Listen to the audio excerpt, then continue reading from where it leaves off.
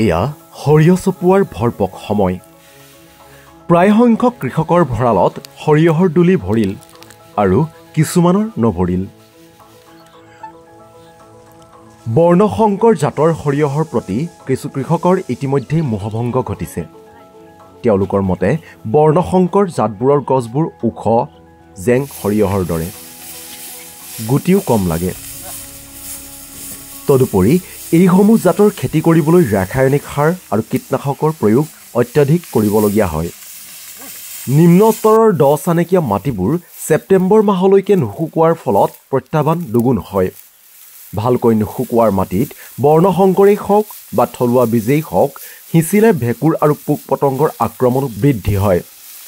ইয়াৰ বিপৰীতে তেওঁলোকে দেৰিকৈ হ'লেও থলুৱা সঁচৰ খেতি কৰিবলৈহে আগ্ৰহী, কিন্তু সেয়াও সম্পূৰ্ণ জলবায়ুৰ ওপৰত নিৰ্ভৰশীল।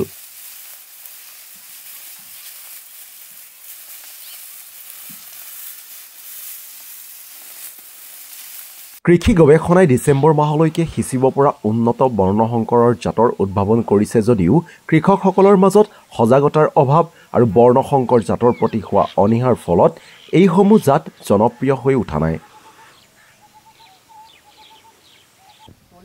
ৰখা কঠীয়া যদি আমি সিঁচা হয় তেতিয়া আমাৰ উৎপাদনটো কমে। কেলৈ আমাৰ ইয়াৰ যিটো জেগাৰ পৰা মানে উৰিষ্যা হওক বা বিহাৰ হওক বা অন্ধ্ৰপ্ৰদেশ হওক, বিভিন্ন জেগাৰ পৰা যিটো কঠীয়া আহে, সেই কঠীয়াটো ইয়াত প্ৰথম দিয়া বছৰ উৎপাদন হয়। আমাৰ ঘৰত যদি আমি কঠীয়াটো ৰাখি দিওঁ তেতিয়াহ'লে কি হওক, ধানেই হওক, ধানটো ওখ হ'ব, কঠ পাতল হয়। আৰু সৰিয়হে হওক, ঘৰত ৰখা কঠীয়াটো কঠবিলাক ঠাল ঠেঙুলি বেছি হয়, কিন্তু উৎপাদনটো কম হয়। ঠিক তেনেধৰণে মাহৰো একেই অৱস্থা। ব্যৱসায়িক ভিত্তিত উৎপাদন কৰিবলৈ হ'লে বৰ্ণশংকৰ জাতৰ গত্যন্তৰ নাই যেনেই বোধ হয়। ইয়াৰ কাৰণ জলবায়ু পৰিৱৰ্তন, বতৰৰ পূৰ্বানুমান কৰাত ব্যৰ্থতা, মাটিৰ গুণাগুণ হ্ৰাস আৰু ক্ষতিকৰ অণুজীৱৰ প্ৰাদুৰ্ভাৱ। আনহাতেদি থলুৱা সঁচৰ খেতি নকৰিলে কৃষকসকলে প্ৰতি বছৰেই বীজৰ বাবে চিড কোম্পানীসমূহৰ ওপৰত নিৰ্ভৰশীল হ'ব লাগিব।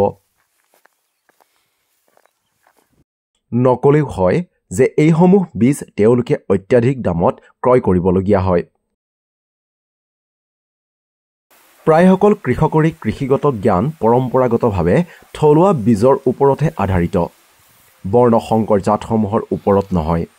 আচলতে আমাৰ জেগাটো বিশেষকৈ বহুত বানপানী হয়, কেতিয়াবা বাৰিষাৰ কাৰণে খেতিটো কৰিবলৈ ভাল হয়। অলপ ধৰি লওক মাটিটো জেকটো থাকে, অলপ ওখ মাটি যে, খৰালি মাটিৰ কাৰণে অলপ শুকান হৈ পৰে। বিশেষকৈ আমাৰ মাটিখিনিত বিশেষত পানী যোগাৰ দিব পৰা পাৰিলে অলপ খেতিটো অলপ ভাল হয়। আৰু সৰিয়হটো আমিতো এতিয়া পানী যোগাৰ দিব নোৱাৰোৱেই, কিন্তু এতিয়া আমি শাক পাচলিৰ কাৰণে অলপ পানী যোগাৰ দিব পৰা হ'লে যিকোনো খেতি, আলুগুটি খেতিৰ কাৰণে মটৰ এটা হ'লে ভাল।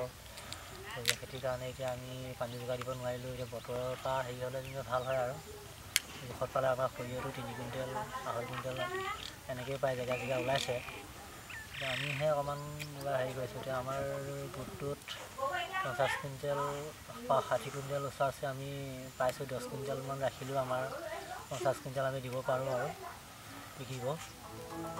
আমি হাইব্ৰিড কৰিম নে পৰম্পৰাগত জ্ঞানেৰে থলুৱা সঁচৰ খেতি কৰিম, সেয়া এতিয়া এক কঠিন প্ৰশ্ন।